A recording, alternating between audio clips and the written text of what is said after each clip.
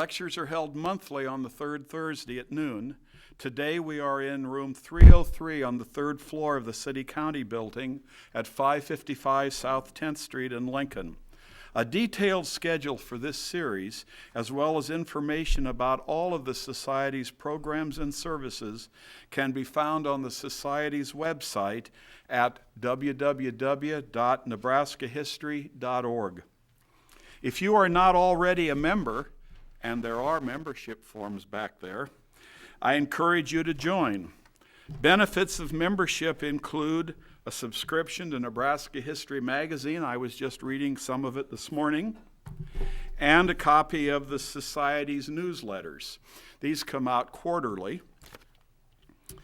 You get to use free a microfilm reader and printer in the Society's reference room.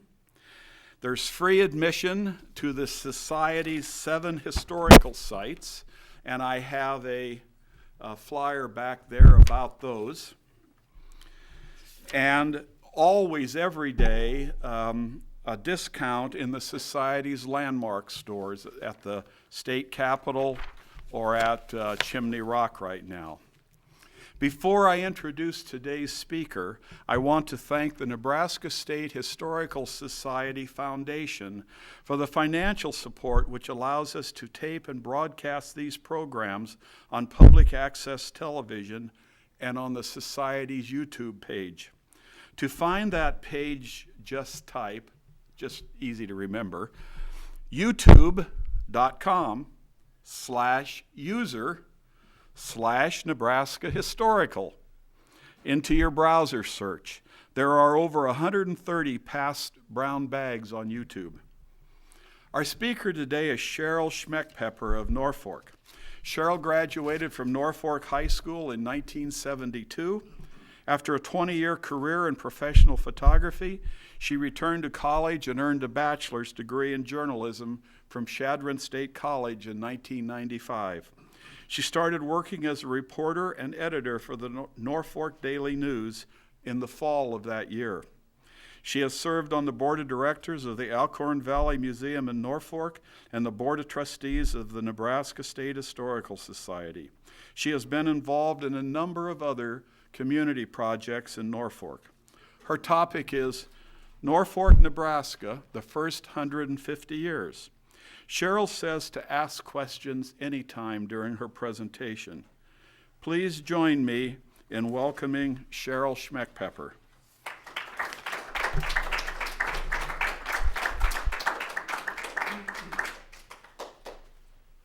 Thank you for having me. I am pleased to be here. As John said, I was on the Board of Trustees of the State Historical Society for 6 years. Really enjoyed the time spent there and really enjoyed meeting a lot of wonderful people and learning a lot. So it's good to be back kind of involved again. And as John mentioned, the title of my program is about Norfolk, the first 150 years. Norfolk will be celebrating its sesquicentennial next year. The state's is the following year.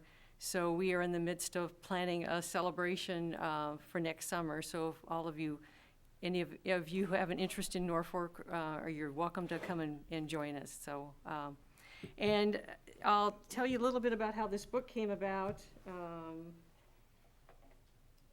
About 5 years ago, Bob Puschendorf, who is with the State Historical Society and who is also from Norfolk, suggested to me one day that I should write a Norfolk history book. And I said to Bob, why don't you write a Norfolk history book, because you probably know more about Norfolk than I do.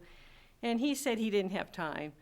So I don't know that I really had time at that point in my life either, but I thought, well, that's kind of an interesting idea, because nothing really had been written about Norfolk history since 1966, which was our centennial year, and then it was pretty brief. So I decided, well, why not? So I started doing some research and talking to some people, and I thought, I can do a history book, in a year. And 5 years later, it finally got done. So this is the cover. As I was going through this process, I spent quite a bit of time thinking about what would be appropriate for the cover. And I originally had a picture of the original mill in mind for the cover. And I came across this photograph, which is actually a postcard that was produced by the Hall brothers. Those of you who know much about Norfolk will probably already know that Hall brothers, who founded Hallmark Cards, started in Norfolk. And this is a Hall brothers postcard that I thought just really said a lot about the town of Norfolk. I don't know exactly when it was taken, probably early 1900s, 1910, but as you can see, there's a horse and buggy in the background, and there's just a lot of activity in downtown Norfolk, and I just thought it really said a lot about what Norfolk was and what it is today. And I've given this program a few times, and we've had some discussions about exactly where on Main Street that is. Kind of narrowed it down to being between on South Norfolk Avenue between 4th and 5th Streets, because there are people who remember that some of the offices that were located there. So I just thought it was a neat photograph, and because it was a Hall Brothers picture, that made it a little extra special.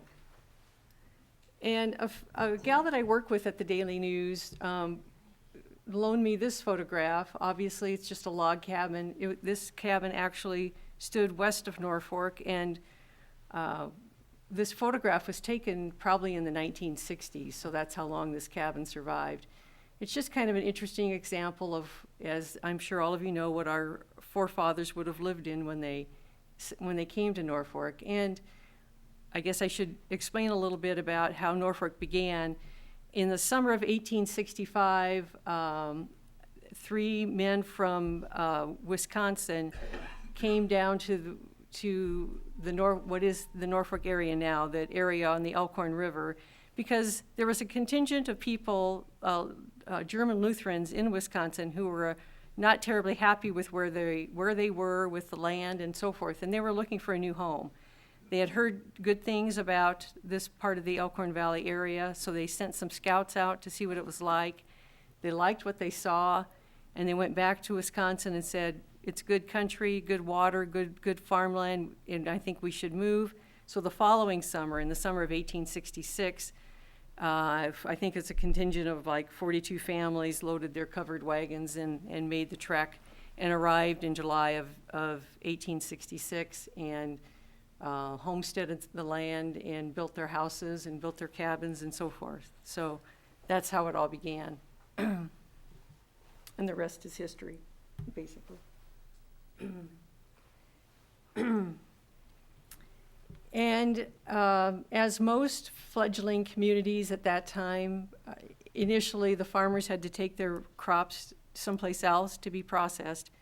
And in the early 1870s, a gentleman by the name of Charles Mathewson, who was a retired Army colonel, had served in the Civil War, learned about the area and came and checked it out and determined that it would be a good place to build a mill. So indeed, he did build the first grist mill along the Elkhorn River, or the North Fork of the Elkhorn River.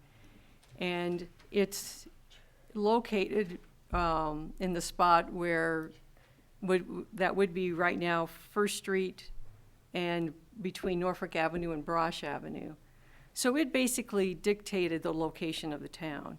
He built the mill, he built a store, and then other businesses came in and built around the mill and so forth. So that's why Norfolk ended up being exactly where it is right now, because of this mill and its location. And the mill served the community and the people for many years. It changed hands a few times in the,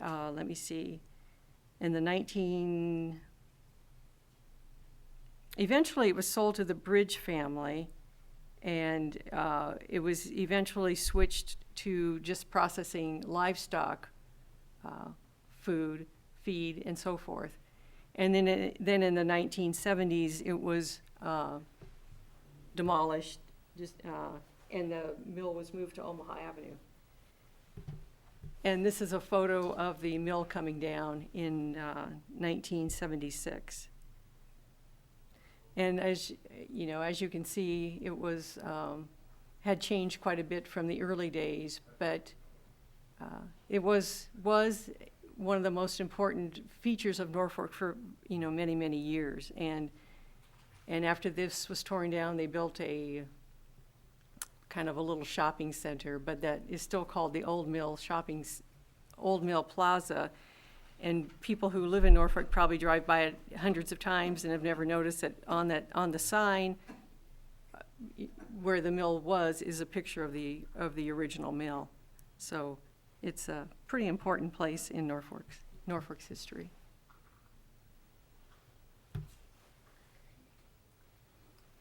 The first trains rolled into town in 1879, and this is a picture of the Chicago Northwestern Depot in what was then or referred to as Norfolk Junction. Initially, there was some dispute between the two railroad companies, between the Chicago Northwestern and the Union Pacific, because they both wanted to come to town and they both wanted financial support from the city, and the city was only going to give one of them financial support. Well, the Union Pacific kind of won out, and so they built a depot in what would have been closer to downtown Norfolk. And so the Chicago Northwestern said, well, that's okay, we'll just build on South Norfolk. So they built their depot down there, and they had a roundhouse, and basically a little town grew up in South Norfolk because it was a pretty active part of the city. Not only did it have the depot, it had hotels and restaurants, and as not surprising, a few bars opened up and so forth. So it was quite an active part of Norfolk for a long time, and in a way still is, because there are still restaurants and some businesses down there. And I've often thought it would be fun to take that part of town and try to restore it and create something like the Haymarket or the Old Market in Omaha, because it has a lot of historic buildings down there. It has some antique stores and so forth. And one of the depot buildings still exists down there, and it's a bar. Chicago Northwestern tore the roundhouse down a few years ago, which was kind of sad. But with the coming of the railroad, the town really changed, because it brought people, it brought industry, it brought another means of transportation. So, in doing research for this book, I found a couple things. I found a lot of interesting information, but I found it interesting in that transportation was so important to them back then.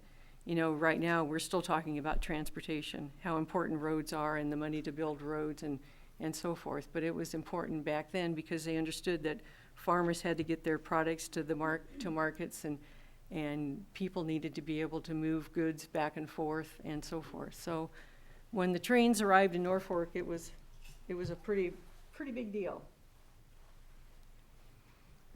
And this is just a photograph of the coal chutes in the Norfolk Junction area, and it is a postcard that I borrowed from some friends of mine who have quite an extensive postcard collection. And it's helpful because a lot of these have the inscriptions right on the front that tell you exactly where they were taken and so forth. But I've shown this, like I said, I've shown this program quite a bit to people in the Norfolk area, and we're all kind of amazed that those really existed in South Norfolk, because it's a pretty impressive site.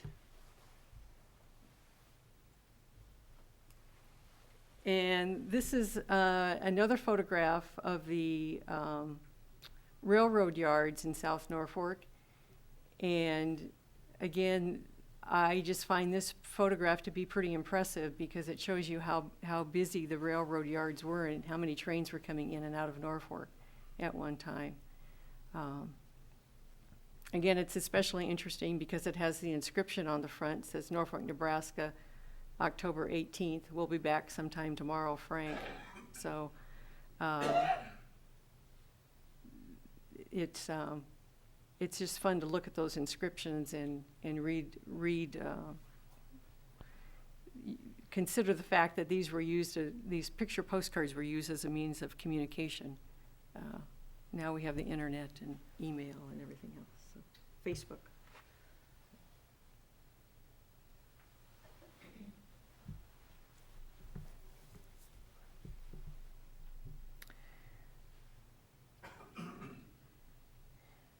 It was in the early 1870s that Norfolk decided they needed to have some means to fight fires, and they created their fire department.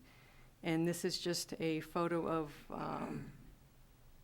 the early firefighters and so forth with their firefighting apparatus. And they're shown out here. They're shown here in front of the auditorium. And I don't know how many of you are familiar with Norfolk, but the auditorium would have been on North 4th Street between Norfolk Avenue and Brosh Avenue. It would have been, if you're familiar with Norfolk, where the Kensington is now, it would have been right north of where the Kensington is. For a long time after the Opera House auditorium closed, the building was used for the Montgomery Ward store. So, and again, when I was doing the research for this book, it was fascinating to me that the city leaders and the citizens of Norfolk really wanted an auditorium. They wanted a place where they could have, bring in plays and concerts and so forth. They understood how important cultural life was to the community, and so they made every effort to have a building built that could house those types of entertainment opportunities. And the fire department was located just across the street. So this would have been on the east side of 4th Street. Fire department was just across the street. And there again, the citizens obviously understood that it was important to have fire and police available when needed. In the early years, the fire department didn't necessarily have their own teams of horses, though. And so they would rely on private citizens to provide teams. So if private citizens heard the fire bell go off, they would often unhook their teams from whatever they were doing or go get them from their own barns or whatever and bring them to the fire station so they could hook them up to the fire, the fire apparatus. And I came across a story from 1913 where a man by the name of John Price presented a bill to the city for $100 because he had used his team to pull the fire wagon to a fire in Norfolk Junction, and one of his horses had stumbled when crossing the railroad tracks and had broken its leg. So we had to put the horse down, and he wanted the city to pay him $100 to pay for his horse. And the city fathers weren't too wild about that idea at first. They finally relented and paid him his money, but it took a little persuading before the city fathers recognized that they needed to do that. So.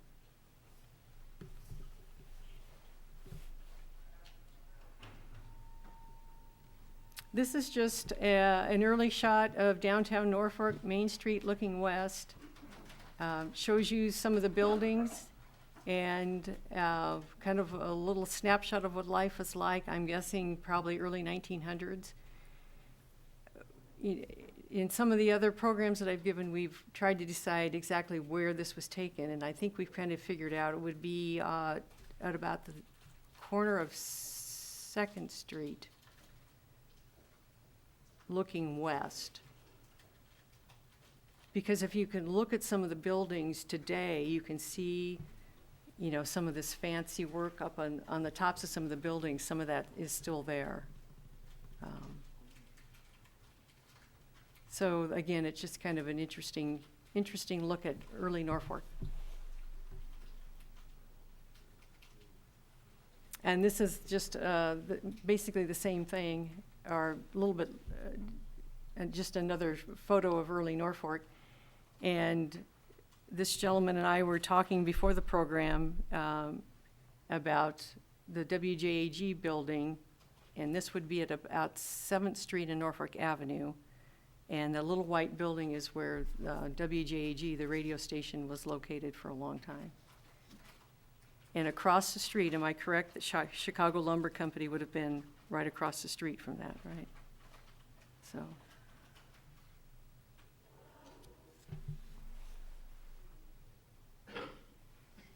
And I get a kick out of this photograph also. Obviously, it was taken after the Norfolk Avenue, the bricks were laid down on Norfolk Avenue, because you can see that, but it was obviously some kind of a parade. Looks like it's, I don't know if it was all cars or if there was anything else in the parade or not, but maybe some type of a 4th of July celebration. You can see Doc Tanner's name on the top of one of the buildings, Schofield's Jewelry, and I think that Schofield's Jewelry Store is still a jewelry store. I think that's where Putter's is right now. And there again, and actually that building that Doc Tanner's name is on the top of, they just took off some of the facade that had been put on the front of that building back in the 1960s. So it reveals all that fancy work that you can see on that building. All of that has just been recently revealed. So. And will they leave it uncovered? Yeah, they are planning to. A business is moving in there, and they want to restore the building back to probably its original look. So yeah, they'll leave it uncovered. They've been doing that quite a bit in Norfolk. They have taken some of the false fronts and old facade off of quite a few of the downtown buildings to reveal what was underneath. And I guess we went through a fad in the 60s, I think, 60s and 70s, where we covered everything up, and now we're taking everything off. So that's great.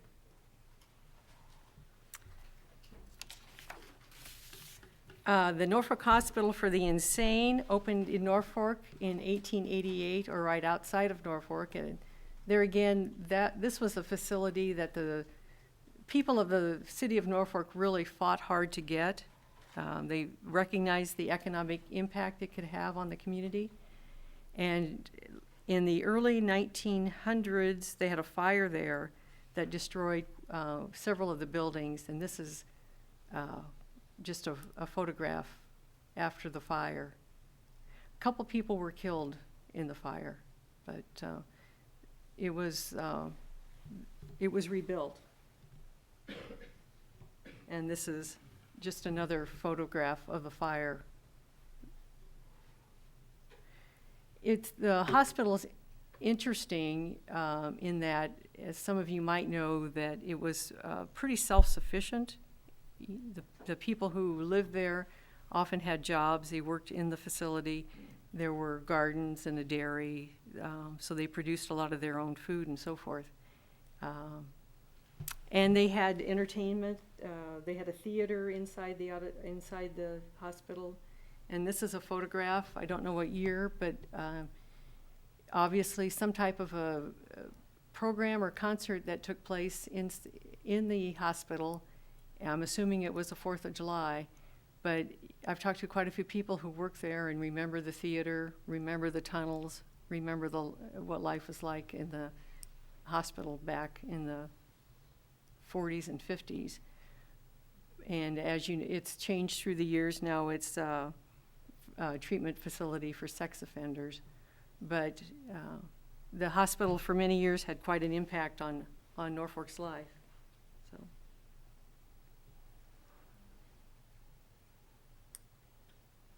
This is one of Norfolk's oldest buildings. It is still standing. It was originally built in 1891, destroyed by fire in 1907, and it was rebuilt almost as an exact duplicate of the original, and served as a high school for many years, and later as a junior high, and now is our school administration building. which is pretty amazing. And in fact, just in the past couple of weeks, they've started working on, they're remodeling the entrance to the building. And actually, the building now doesn't look like it is shown there. The entrance has been changed, but now they're redoing the entrance again. They've put new windows in, they're redoing the entrance to make it more secure. But they've done a lot of work in that building in the years that it's been used as a school administration. And as a preservationist, I'm pleased that they keep remodeling and don't threaten to tear it down, because it's an amazing building.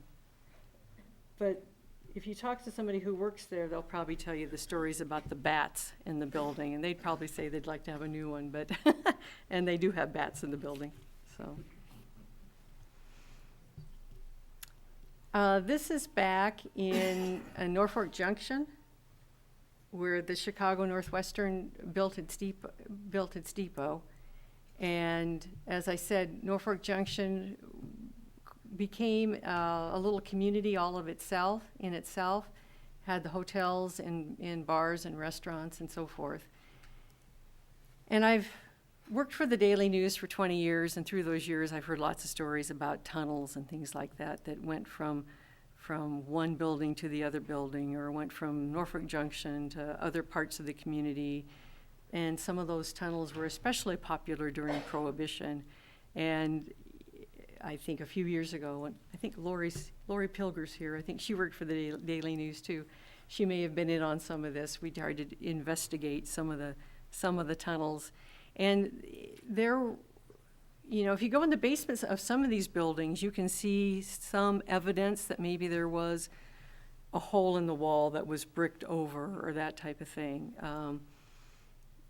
But there are some people who say, yes, definitely there were tunnels. Some people say, no, there never were tunnels. But a few years ago, I did a story on a business called Buckaroo Antiques.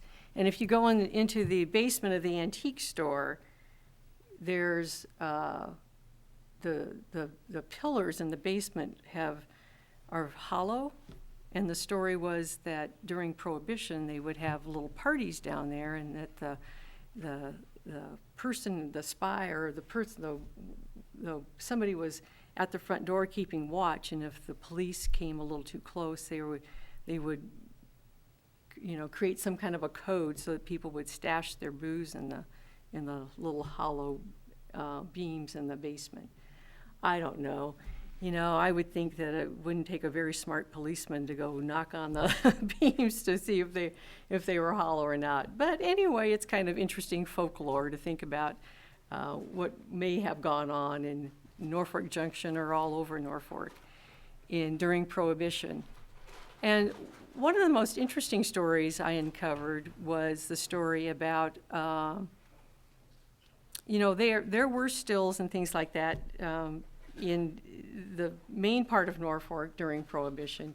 And every now and then they would catch on fire, and evidently the fire department was called to put out a fire in a garage, discovered a still and some bottles of moonshine or whatever that were stacked up. And so the firefighters destroyed part of the moonshine, and they took some of it and hid it kind of in the trees or in the ditch or something, for thinking maybe they'd come back later and have a little moonshine for themselves. Well, they didn't realize that there were a group of little boys watching them. So as soon as the firefighters left, the little boys went and absconded with the moonshine and took it home and used it. The article I read used it to fuel their model airplanes. So that little trick didn't work. And Bob, I don't know if any of you have a connection to Norfolk. Bob Carlisle is the one who wrote the article, and Bob was an aviation, flew planes during World War II and was an aviator, and it was his little brother that was part of this group of boys who discovered the moonshine. This was a sugar beet factory that operated in Norfolk for a number of years. One of our doctors, Dr. Verges, Ferdinand Verges, was from Germany, and he had experience with sugar beets in Germany and felt like they would be successful in northeast Nebraska. So he learned about a man by the name of Henry Oxnard who was going to build a factory in Grand Island. And he and a contingent of Norfolkans went to Grand Island and persuaded Mr. Oxnard to come to Norfolk and build a sugar beet factory, which he did. And it operated for a few years, began in 1891. It eventually processed quite a few pounds of sugar, but to do that, they actually had to haul in some sugar beets. Came to the conclusion that northeast Nebraska wasn't the kind of land you needed for sugar beets. And so the processing plant closed in 1905. And then after that, it was used for as a canning factory, canned fruits and vegetables and so forth. And eventually it was used by Nash Finch, who was a grocery wholesaler. It was used by them as a warehouse. And actually, the last remaining remnants of this building just were taken down probably, 5-6 years ago when a lumber company built in that area. This is a square turn tractor factory, and part of it is still standing too. The square turn tractor factory opened in 1960, and the square turn tractors were actually developed by a couple of men who were from Norfolk. And I'm no agriculture person. All I can tell you is the square turn tractor will do exactly what it says. It'll make a square turn, so you don't lose any of that little edge on the corner. And they were pretty popular for a long time, or for a few years anyway. They marketed them all over the country, and I think even around the world. And unfortunately, when World War I started or was looming, the materials needed to build the tractors became harder and harder to find, and the square turn tractor factory eventually closed. The building was used for livestock sales for a while, and then, as I said, now it's used as a warehouse. It's pretty run down, but part of it is still there. Probably 25 years ago or so, maybe even longer ago than that, a couple people from Norfolk learned that there was a square turn tractor for sale that was going to be at an auction in Michigan. And they went to Michigan, and this was before the Elkhorn Valley Museum was built, went to Michigan, bid on the tractor, and were able to buy one and bring it home.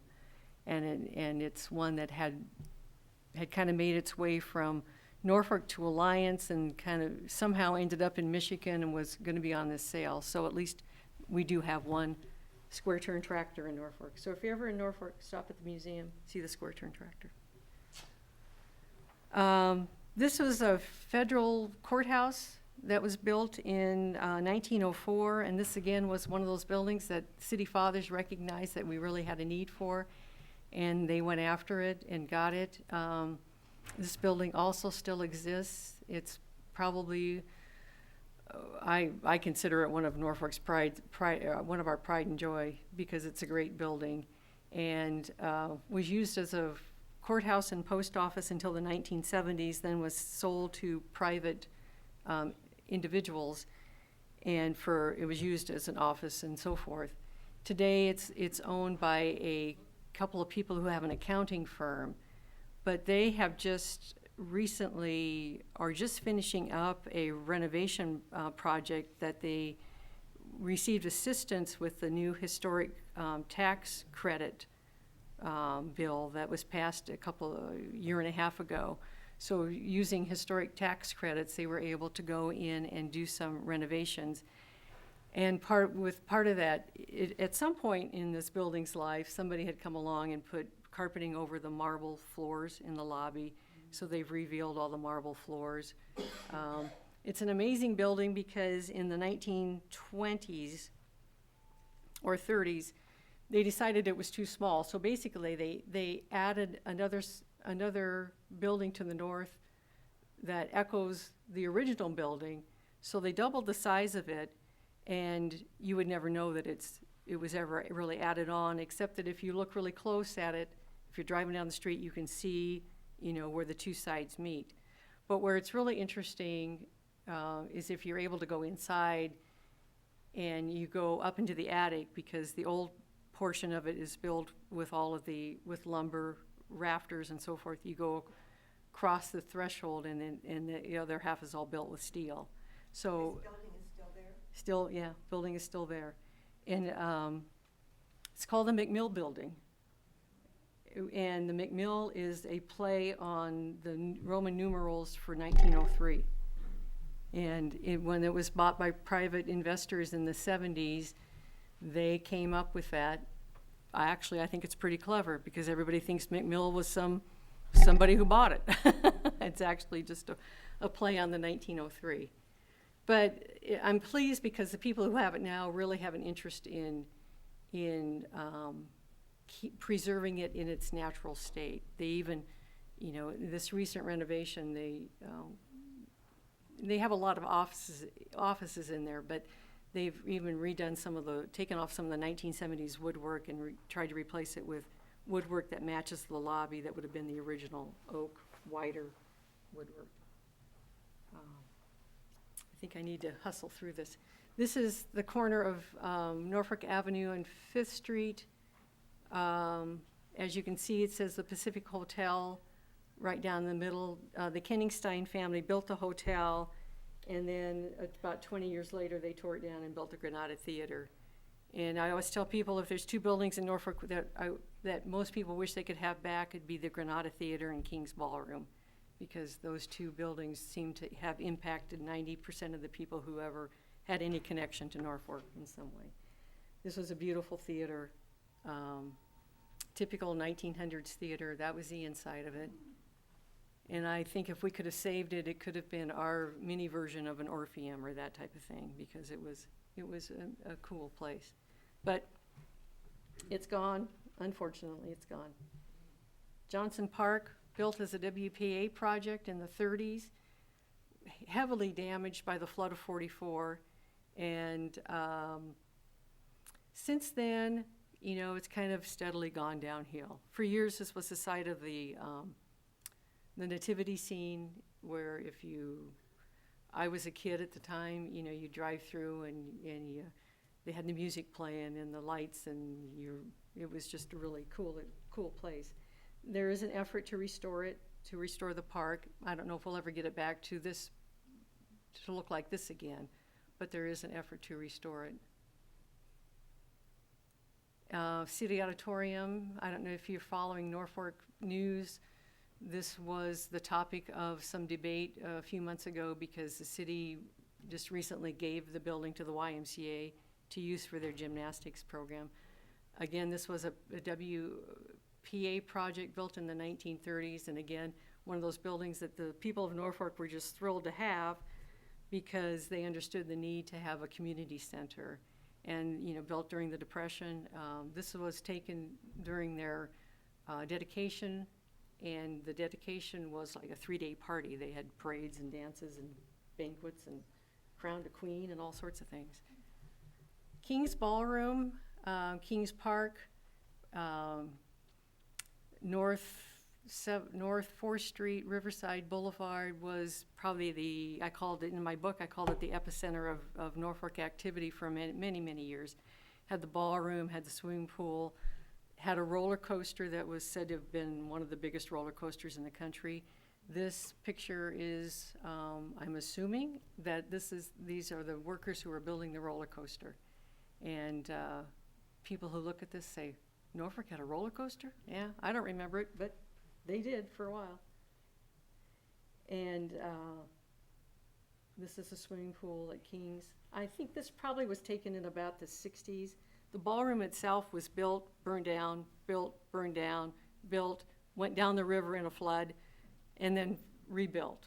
And then actually in the 70s, 80s, I think 80s, it burned down. So poor King's has kind of been the subject of a lot of trials and tribulations through the years, but it was obviously a place of entertainment for a lot of people. And this is just a dance, early dance at King's. Somebody and I were talking about Tahazuka and the train. Guess it was Lorraine.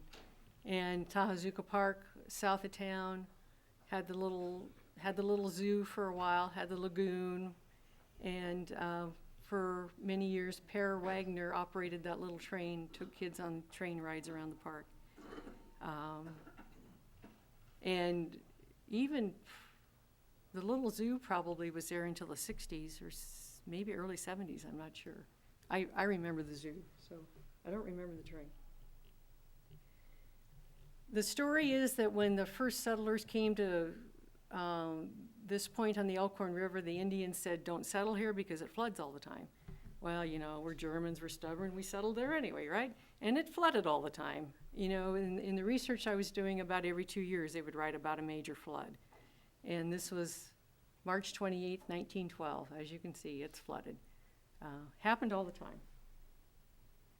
This is the flood of 44 that when you say flood in Norfolk, this is the one that people think about, was the flood of 44, because it destroyed, or it impacted most of the downtown area.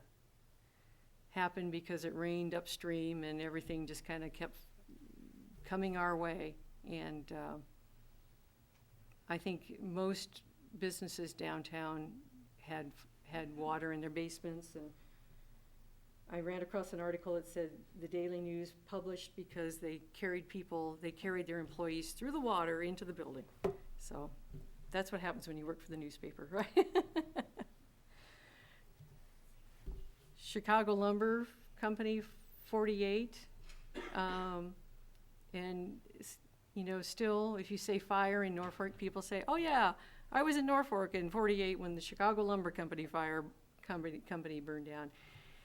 And this gentleman and I were talking about how it started. You said a tar pot not on top of this building, but on another building?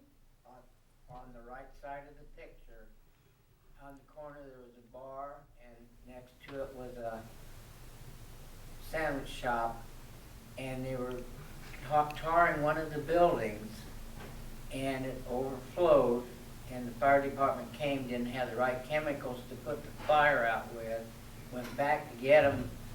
The buildings were all wood structures with shingle-type fixtures on them, and it just got out of hand. And fire departments came in from several different counties to help put it out. And the iceberg is on the left-hand side of this, and it was the only surviving building. Yeah. We were talking about it before. He just told a little bit of the story about how this started with a tar pot, and he mentioned that there was a building right next to it called the Iceberg. It was an ice cream shop, and they managed to save that. And I said, well, how could a building by the name, or a business by the name of the Iceberg, burn down? I mean, that would just couldn't possibly be. So. I'll quickly go through just a few notable people who were from Norfolk. This is Dr. Richard Tanner, who was supposedly a Wild West showman before he decided to go to medical school. Ended up settling in Norfolk, worked as a doctor for quite a few years until somebody revealed that he was actually had this other life as a Wild West showman. And in 1924, supposedly he revealed himself and got together with some of his other cronies and did a little show in Norfolk. This photograph was loaned to me by the Hutton family, and on the back of it, it said that this was the last photo of Doc Tanner taken of him with his Wild West gear on. So that's kind of interesting. He was known as Diamond Dick when he was doing his cowboys or his showman stuff. This is a man by the name of Tex Madsen, who was born in Norfolk in 1897. At the age of 27, he was 7.5 feet tall, and he tried to join the U.S. military and the Canadian militaries, and neither one would have him. I think he did work some carnival-type things for a while, just because he was so tall. Worked on ranches and played basketball with the Kentucky Colonels, and he died in 1948. And this, you may not recognize the face, but when I tell you the name, you'll probably say, oh yeah, Thurl Ravenscroft, Tony the Tiger, who lived in Norfolk. His father ran the Woolworths store, and Thurl went to Hollywood before the war, hoping to get into show business, served during World War II, went back to Hollywood, and then got into show business mostly as a voiceover character. He did the voice of Tony the Tiger, did a lot of voice work for Disney movies. And if you're familiar with the Christmas song, You're a Mean One, Mr. Grinch, that's Thurl. So Christmas is almost here, so you'll have to go find that. I have Sirius Radio, and they've got a Christmas station playing Christmas stuff already, and I've heard it a couple times on Sirius satellite radio. Thurl actually came back to Norfolk. I think it was in the 60s for the centennial celebration. So he's one of our famous sons. This little gal was Sharon McManus. She was born in 1938 and lived in Norfolk for a while. She was a child actress who appeared in a couple movies with Gene Kelly and Esther Williams. And I mentioned the Hall family before. The Hall brothers were living, the Hall family was living in David City. And let me see, 1901, William came to Norfolk and bought a bookstore, and eventually the whole family followed. They owned the bookstore and I think a couple other businesses. And this is where they developed their postcards, their postcard company. And in 1909, Joyce moved to Kansas City and started a little business down there, which I think you probably have heard of. And William actually stayed in Norfolk the longest. He stayed until 1921 and was pretty active in Norfolk civic life and married a woman from Norfolk, but then they persuaded him to move to Kansas City also. So we like to claim the Hall brothers, the Hall family. The Hall company doesn't really want to claim Norfolk, but we claim the Hall family anyway. So here's Johnny. And this was taken in 1988 when the Carson Cancer Center was dedicated.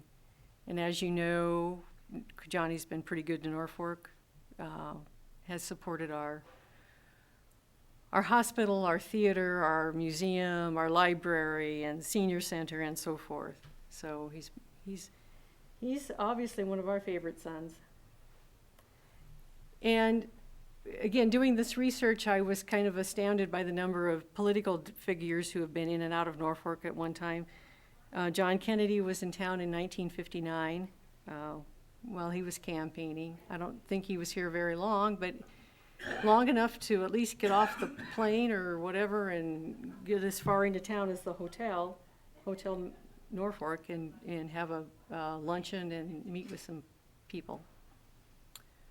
His brother Bobby was in town in 1968, in May of 1968, and then Bobby was killed in June of 1968. So that was kind of a fun day. He came in and visited several sites, stopped at the airport, did a speech in downtown Norfolk, participated in a parade, and actually spent quite a bit of time in Norfolk.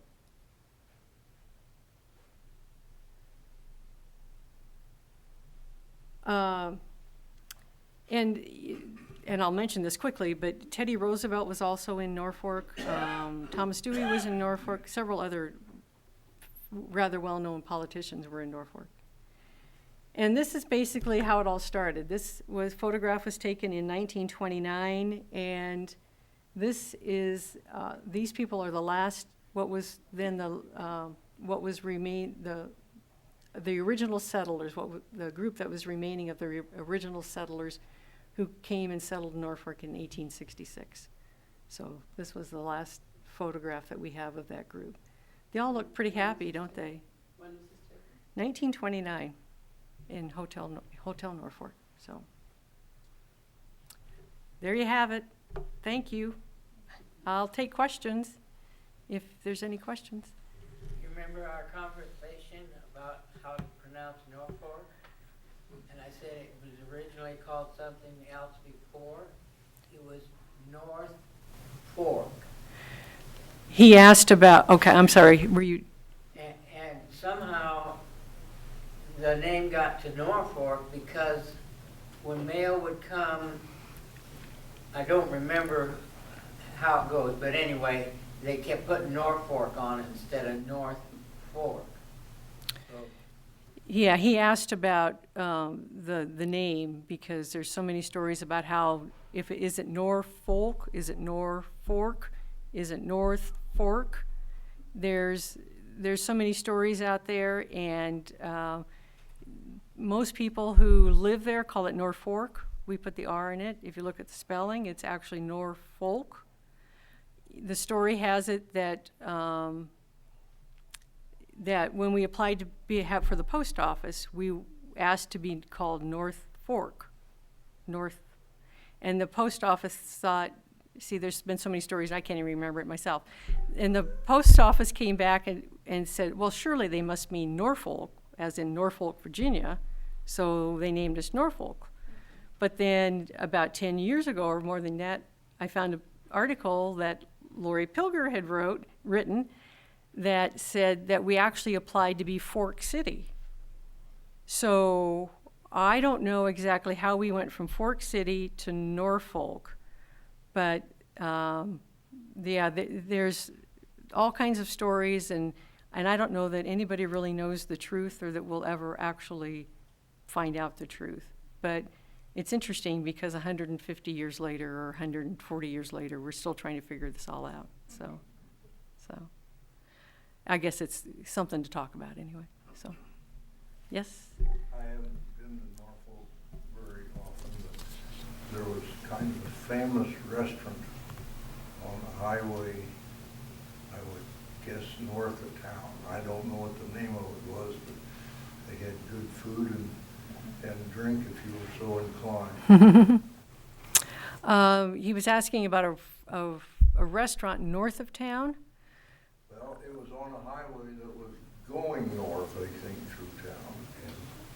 But I don't know if it was Pringles or what. Pringer's, yeah, there's Pringer's is still there. Pringer's was started by Ed Pringer back in the probably 20s or 30s. And it's changed hands a few times, but yeah, it's still there. It's actually on what would have been, in the old days, Highway 275 that went through downtown Norfolk. It's on the east end of Norfolk on what would have been Highway 275. They've now routed 275 around town, but it would be the east end of Norfolk Avenue, which is the main street. So it's still there. You can still come and have food and drink if you're so inclined. Anything else? Well, thank you for coming and listening, and I hope you enjoyed it. And if you're interested, my book is available at the Landmark store here at the Capitol, and also it's available on Amazon.com if that's helpful. So I appreciate your time. Thank you.